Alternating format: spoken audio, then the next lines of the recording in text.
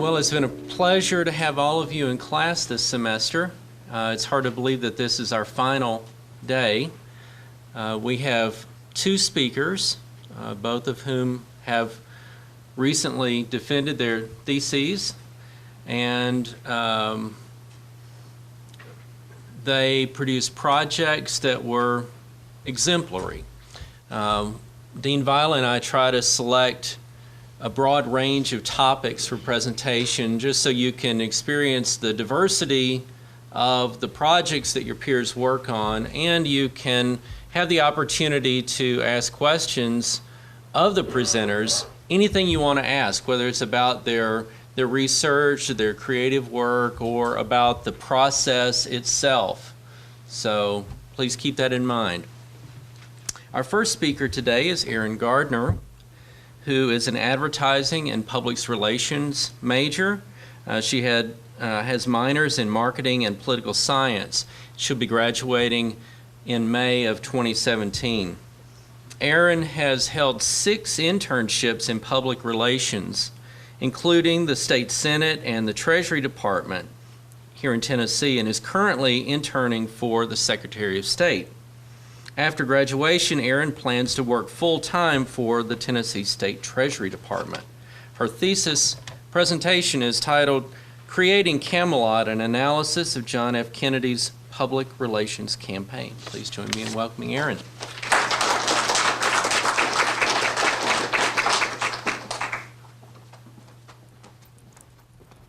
Hey everybody, I am Erin, and this is my thesis, Creating Camelot, an Analysis of John F. Kennedy's Public Relations Campaign.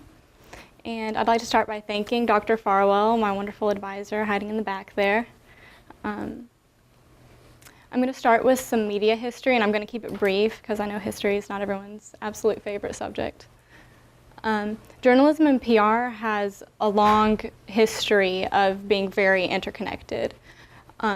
Andrew Jackson chose Amos Kendall as his advisor, and as such, he did article reprints and wrote speeches and did a lot of things that would now be considered public relations work.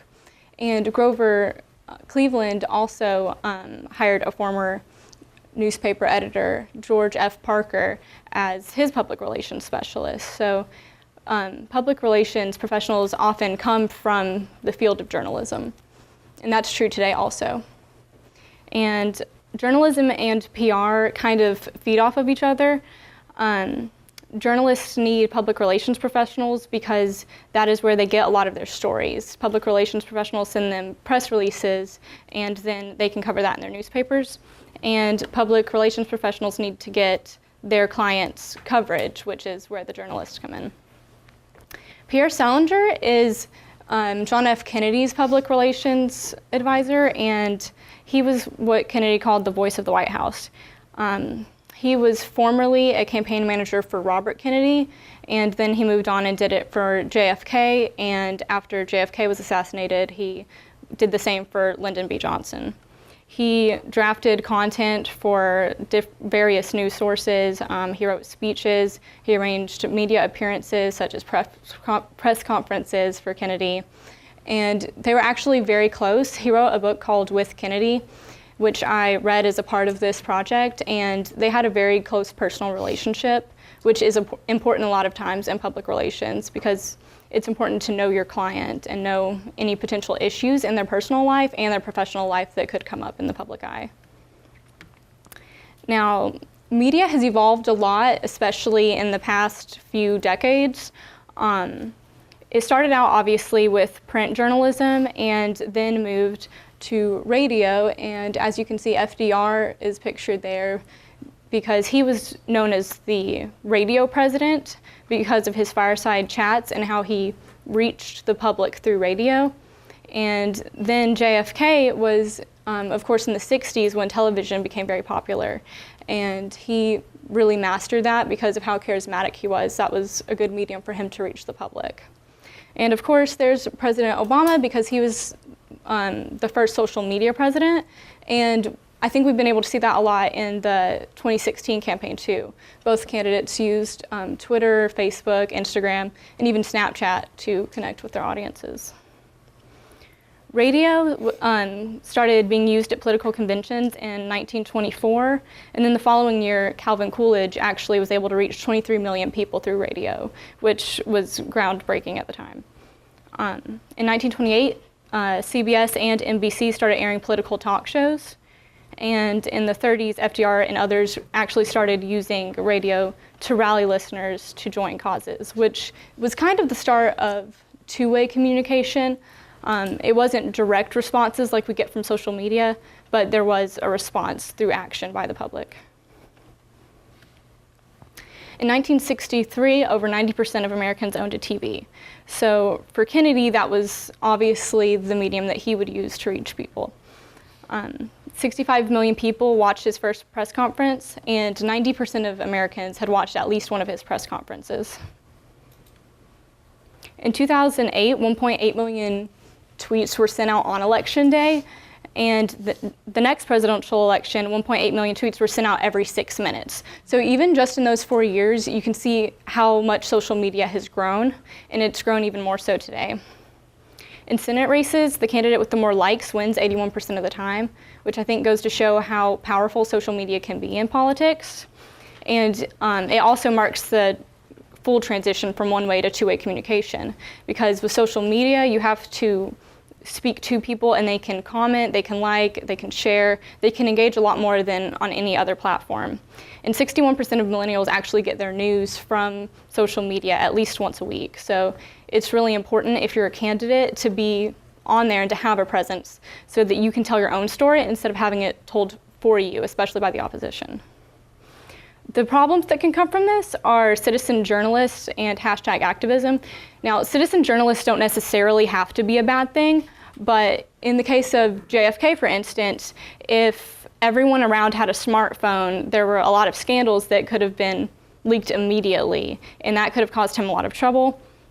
And hashtag activism is the term that refers to, I'm sure a lot of you have heard of it, whenever people get involved on social media and they tweet things with hashtags and they kind of count that as their civic engagement and they feel like they don't really have to do anything else, which hashtags can be used to promote a lot of really good causes and they can be very effective, but they're meant to inspire action. You're not just supposed to leave it at that.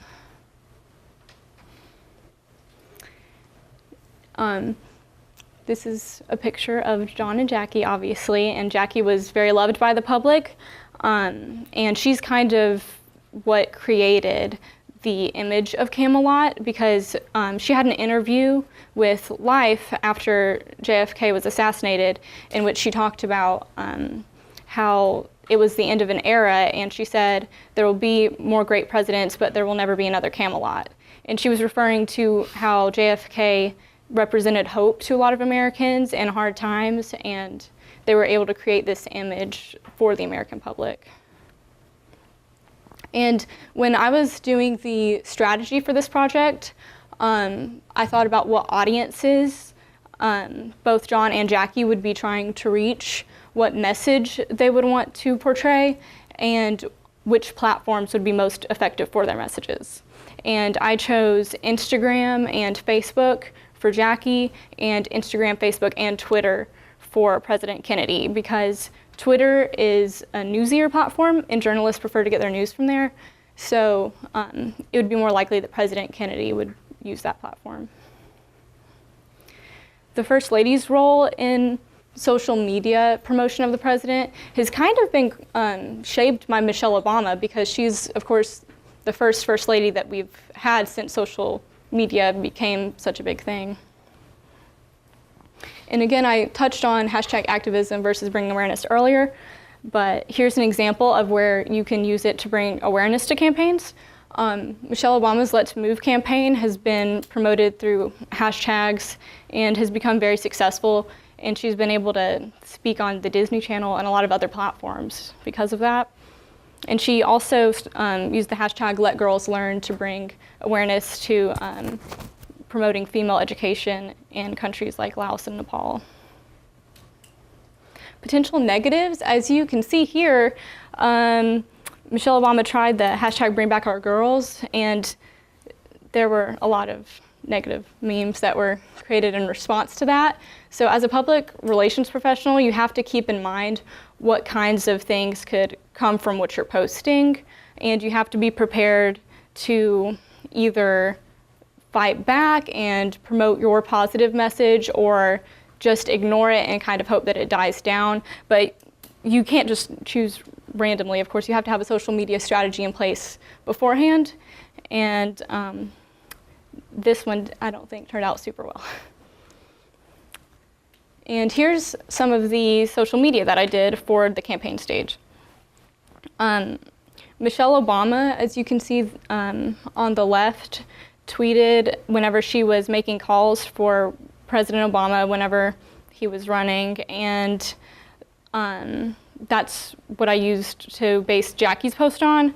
I think that was a very effective tool because it showed that she not only wants other people to make calls for her husband, but she's going to do that herself. And she was actually in the Chicago headquarters making phone calls, and everyone there had the chance to meet her. So that helped kind of humanize the Obamas. Here are a couple Instagram posts that I made for Jackie. It's good to use visuals whenever you're promoting campaign messages because they're more digestible and they're also eye-catching. So people scrolling through their newsfeed would be more likely to see something like this than just, say, like a Facebook status. And here are just a few examples of the social media that I would have done for President Kennedy. I would have created events as his public relations manager whenever he went to speak, especially in local communities, because you can use paid promotion to target those events towards those communities and whichever demographics you would like to promote those to.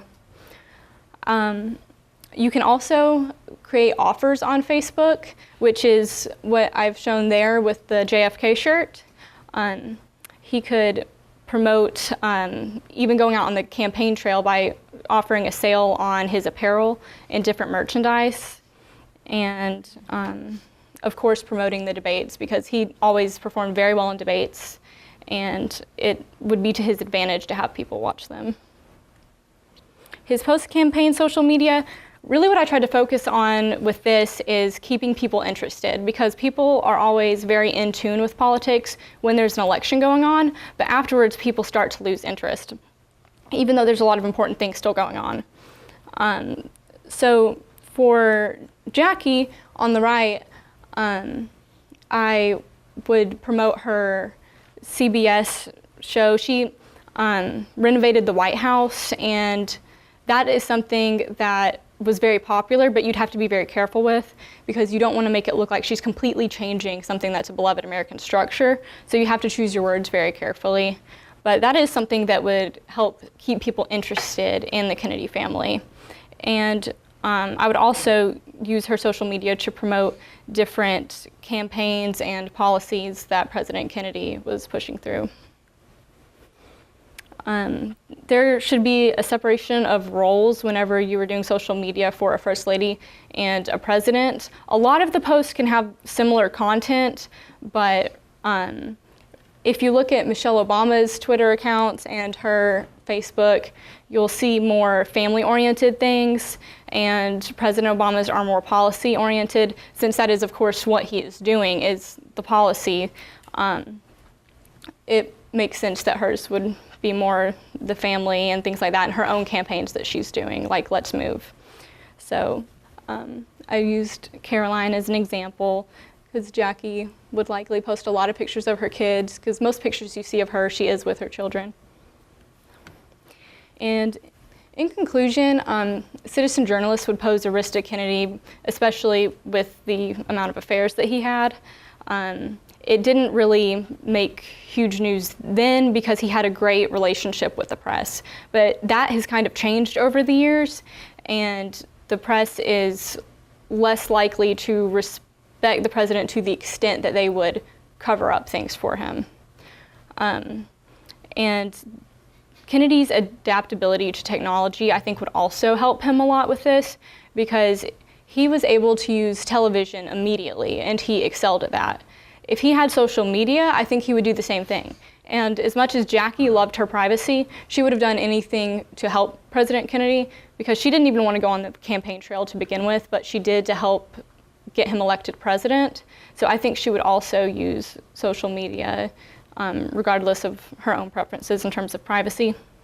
And the solution to this, from a public relations perspective, would be to create a crisis communications plan, which would be basically a giant binder of everything that could possibly go wrong, whether it be international disasters or personal things like the affairs, and how you would respond to that on social media and traditional media, and what message you would want to send out to the public.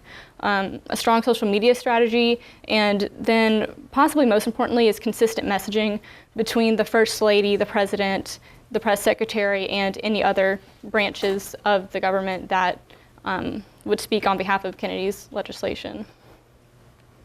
Does anyone have any questions?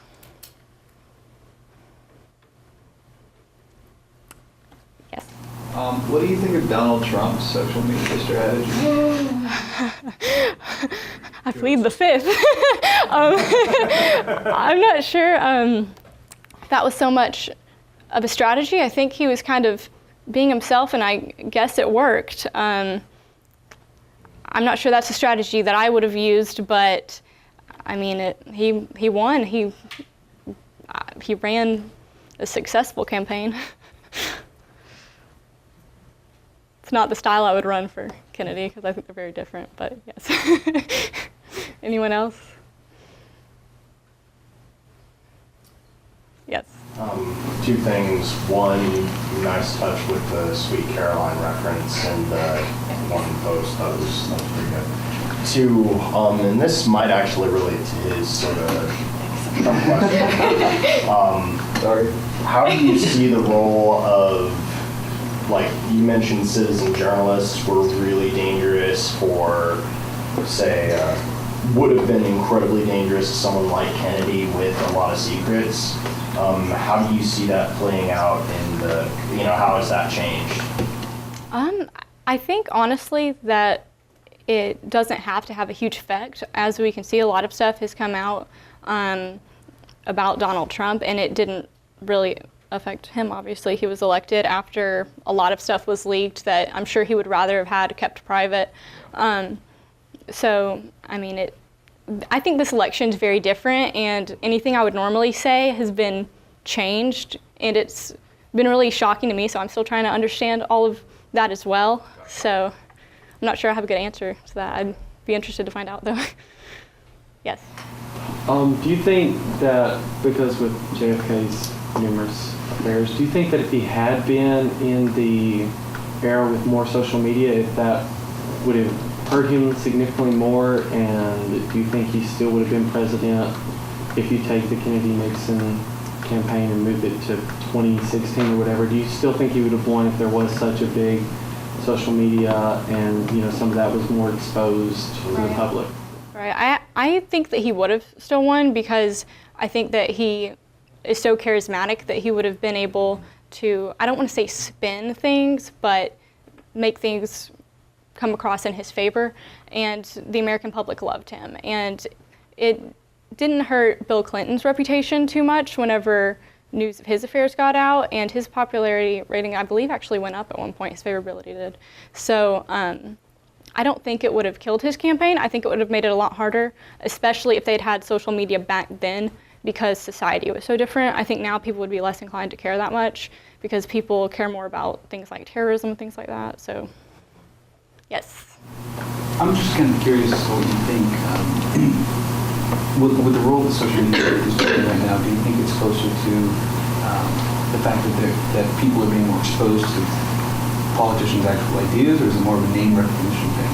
Because you said that 81% of people in an election are after more likes and end up winning, right? So do you think it's more name recognition, or they're simply more exposed to their policies? I think it's more name recognition, but I also think it's the fact that they're connecting on a personal level with the public, because people if you see someone on TV, it's a lot less personal than if they're having a conversation with you on Twitter, which most of the candidates do have conversations with at least some people on social media. Because I was looking through both Hillary Clinton and Donald Trump's Twitter and Facebook accounts, and especially on Twitter, they would address people directly and have conversations with them, which I think helped a lot of people feel like they knew them more personally. Speaking of that comparison, who had more likes? Between Hillary Clinton and Donald Trump. Facebook likes. I'm actually not sure if Trump did. Trump had like 3 Pre-existing. Yeah, I was looking, I knew that they had by far, obviously, the most, even early on. And I mean, I think Donald Trump was helped a little bit by the fact that he was so well known before, but yeah. Yes? What was your inspiration for choosing John F. Kennedy to focus on his public relations for this project as opposed to other politicians or figures in public politics? For me, it was the fact that he had the entire image of Camelot. It wasn't just a president with a good reputation. He built an entire image for the White House. You know, they were considered American royalty, and he was able to fight a lot of accusations against him. And you know, people at the time had a huge problem with him being Catholic, even, and that he was able to get past that, which I thought was amazing. And he just had really good strategies. I mean, he chose LBJ, who was from the South, as his vice president to help get the Southern vote and the Protestant vote. And I just think his decisions in terms of that are just very smart, and he was so involved. Everything that you read about his public relations, he would stay up and watch his debates over and over again. And he kind of beat himself up every time he made a mistake, but usually it was one that only he could see because he was so good with the media. So I just think he did a great job. Thank you.